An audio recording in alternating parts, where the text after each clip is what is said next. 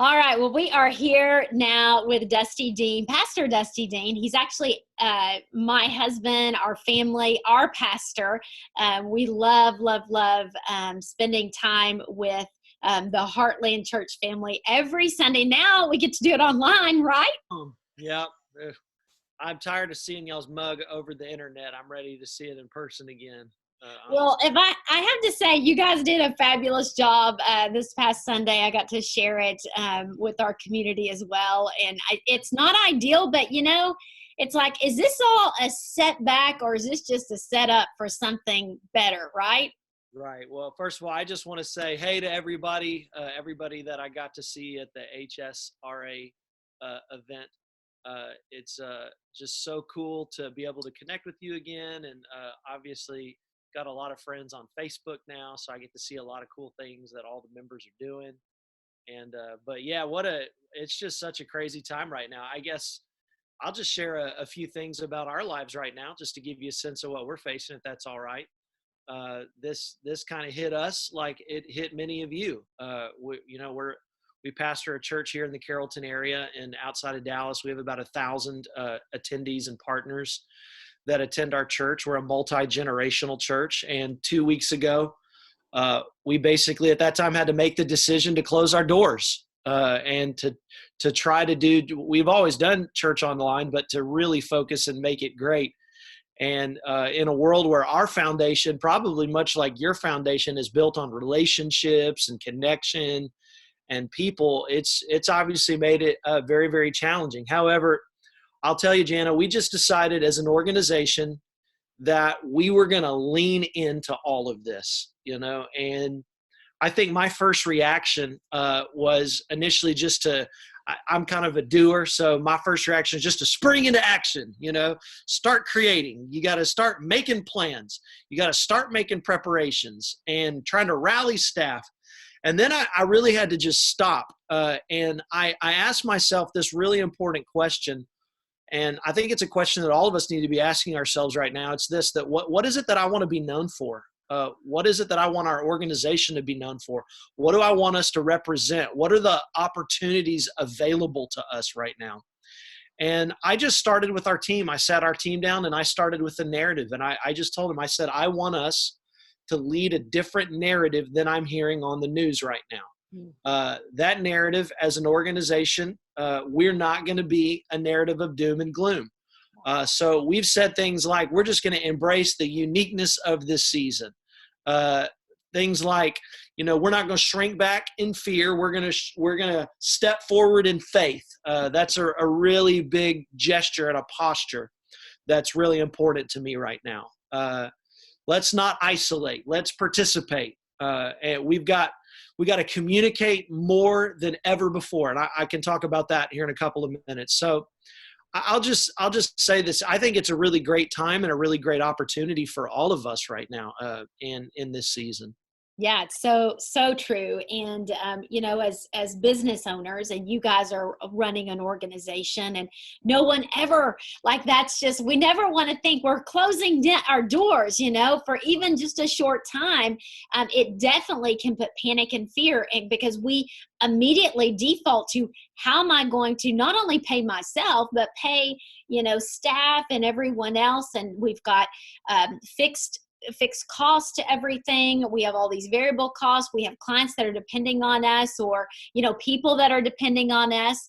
And it's like keeping everything going. But like you said, what do we want to be remembered as? And we can default easily and just be at home. You're at home with the girls, which is awesome. I'm in my room right now because it's the only place in the whole house that I feel like I have some sort of protection of them busting in. But that could happen at any moment. We're ready. I said, bring them on. They will be great. They will be great for this. So yeah, because that's life right now. And that's what we're doing. We are literally pivoting and saying, okay, not what we can't do, but what we can do. So give us a little bit of some words here that we can kind of put into our heart and our spirit and kind of live by. What are some things you can give us? Sure. Well, let me, I want to give some advice maybe to some small business owners. I know many of you are that, and I am that as well. and I know that many of you are feeling the weight of this, try relying on charitable giving as an True. organization in a time like this. True. So note, everyone that like you're a believer in tithing or giving or don't or supporting any kind of ministry outreach. This is not the time to go, yeah, let me go ahead. Like, just don't have your extra drive-through Starbucks, right? Like, cut your other expenses, not your charities. Well, and as a charity or as a charitable organization, what you don't want to be doing is talking about this a lot, because you want to recognize where people are, like, at the same time. Like, I feel the weight of this. I have so many people. So I'll just say this. There are several things that I want to say. Number one, I think the greatest opportunity that we have in times like this is creativity. Your team is more creative than you could imagine. And you are more creative than you could imagine. But I think that for many of us, we've had ideas or we've had maybe some thoughts in the past about things, but because we're so busy, we don't have the time to focus in on those kinds of things. And I'll just say this, that where creativity is high, success is always possible. So I just would encourage you to lean into your team, give them scope, give them the opportunity to present ideas about how to be creative in a season like this. And then I'll just say a couple of things to you as a small business owner right now. Number one, you have to lead courageously in seasons like this. Here's what I know. Your attitude as a leader of your organization is like the virus right now. Your attitude spreads, and it's going to either spread good news or it's going to spread bad news. It's either going to spread a healthy culture or it's going to spread an unhealthy culture. And I'm just going to tell you, there is never a time that is more important than this one right now for you to be a person of good report with all of the people that you're leading. I realize that costs are high, income can be low in seasons like this, but you have to enter into every room that you walk into with joy. Mm-hmm. And your personal leader your personal attitude as the leader of your organization is going to be carried throughout. People are going to feel it. So listen, fear is contagious. Mm-hmm. So if you have fear and you're leading through fear, that's going to spread. But can I tell you this? Hope is also contagious. Right.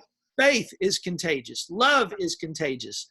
So those with you as small businesses, you have to lead well. The second thing that I think is really important is that in times like this, you cannot be afraid to adjust what you're doing.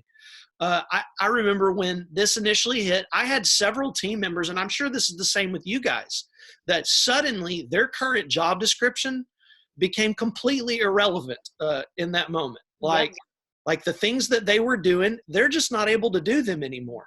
So I had to come in day one, really, and I had to reassess and I had to reprioritize job descriptions. I can either let them sit and hang out, or I can reassign them. You got a new task. Here's your new job for the interim. Your job is online experience. Well, I don't have any experience in online experience. Great. Neither do any of us. This is the time to embrace the uniqueness. So you have to embrace the change of the moment, and you have to remember that when challenges get greater, the opportunity for creativity becomes greater as well.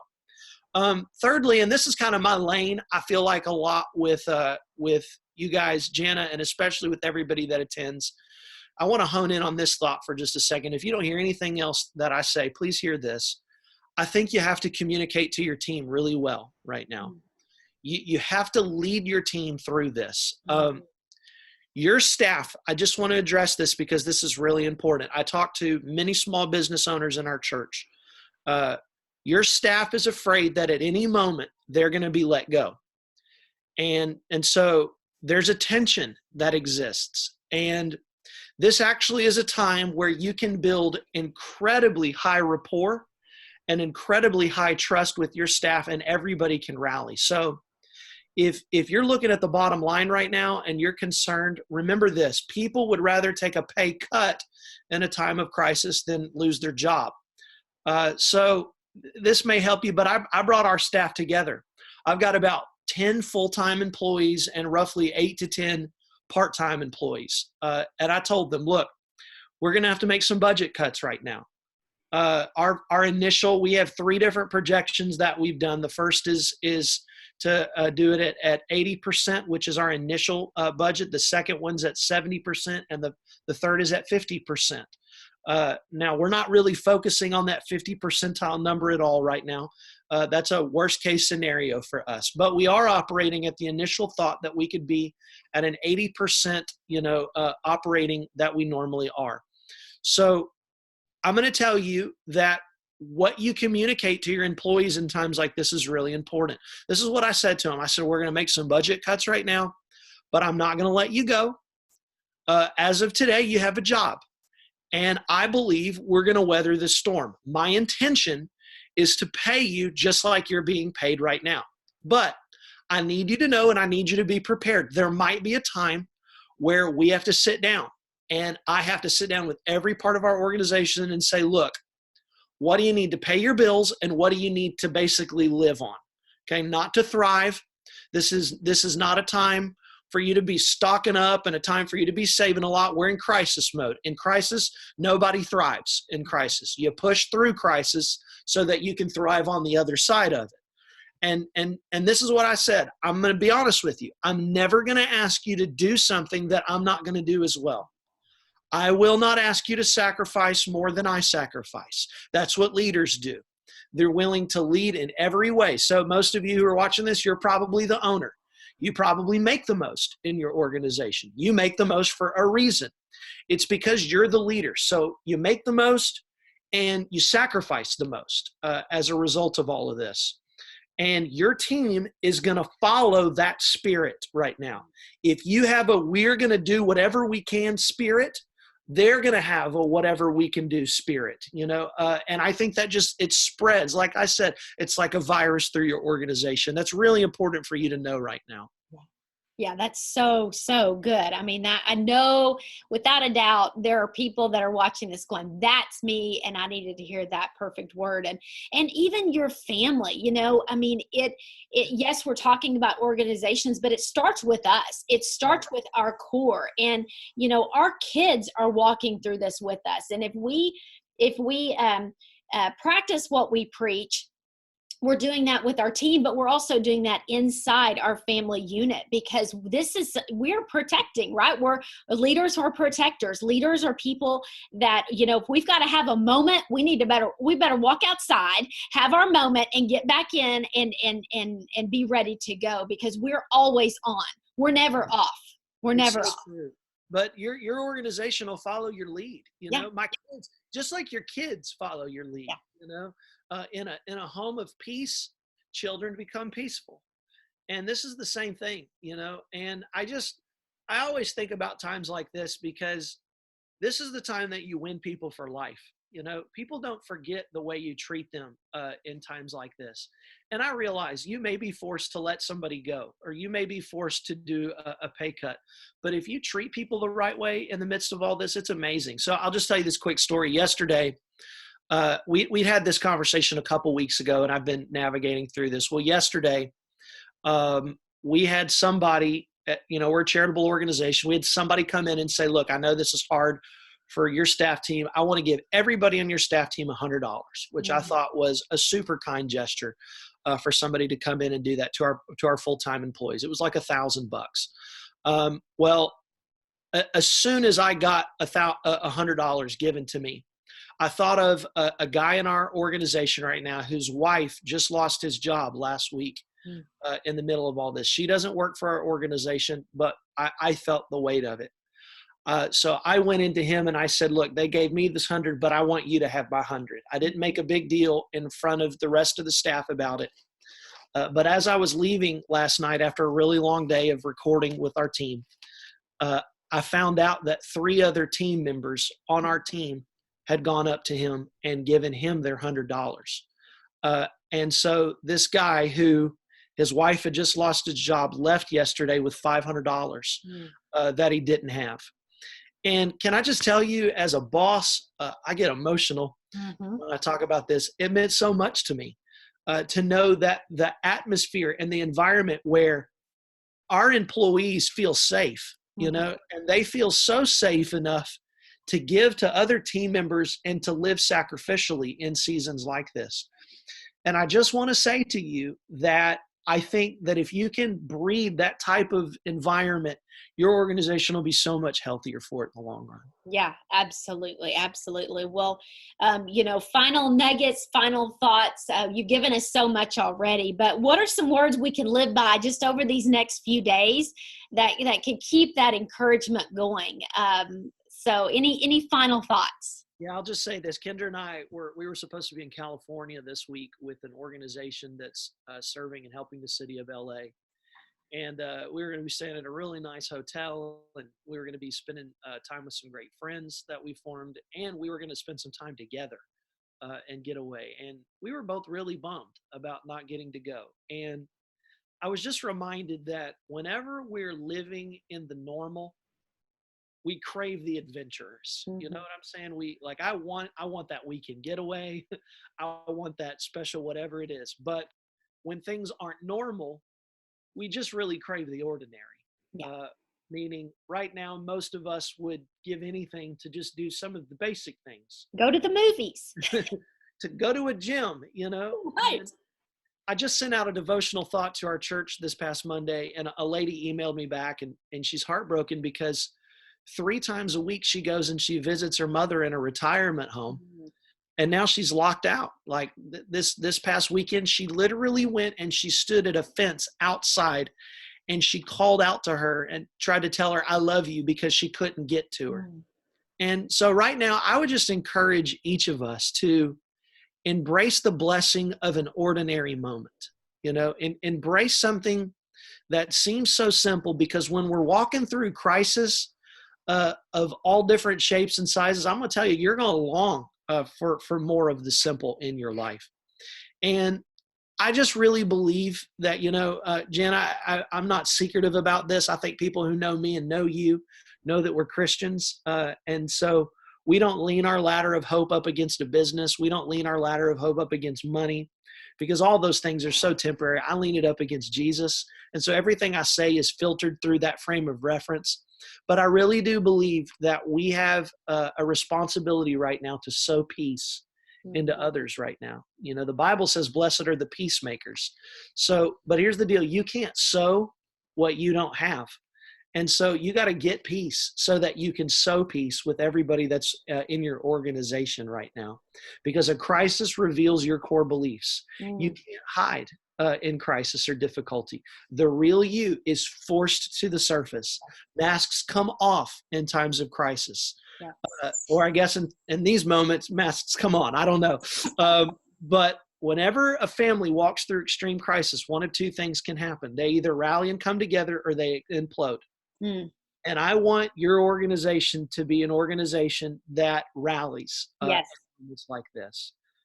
Because any organization, you're not really tested until you come under pressure. And I know you're feeling the weight of this, but I really do believe that you're going to survive the season. And I do want to encourage you and tell you that it's just a season. This is going to pass, and you're going to be a better leader for it. That's right. Absolutely. Well, we appreciate that. And your girls, you need to give them like a cookie or something. They did good. I'll take them on a walk around the sidewalk in front of my house. That's what the little things, right? Appreciate the little things. Maybe not all the way down the street. Maybe just to the sidewalk. I don't know. So, well, we appreciate you so much. Thanks for speaking into our group here, and looking forward to the future, whatever it brings. And hopefully you can join us again soon. Yeah, absolutely, Jana. And to all of you, we love you guys. We're thinking about you, praying for you in this time. And you're going to make it. You're going to make it. All right? That's right. All right. Thanks again. Thanks so much, Jana.